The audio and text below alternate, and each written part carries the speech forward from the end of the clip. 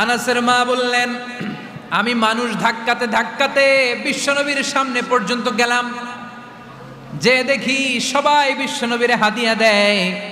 আমি বিশ্বনবীর সামনে যে কাঁদো কাঁদো সরে বললাম, ইয়া রাসূলুল্লাহ, ইয়া হাবিবাল্লাহ, ও নবী, আমি দেখতে পেয়েছি আনসারী এমন কোন নারী নাই, এমন কোন পুরুষ নাই যে আপনাকে আপনার হাতে কোনো না কোনো হাদিয়া দেয় নাই।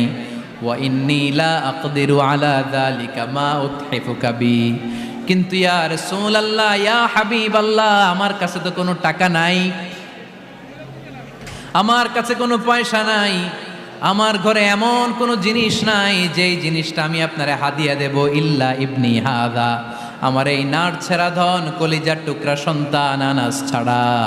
ও আখিরি জামানার পয়গম্বর, আমি আমার কলিজার টুকরা আনাসকে আপনারে হাদিয়া দিয়ে দিলাম।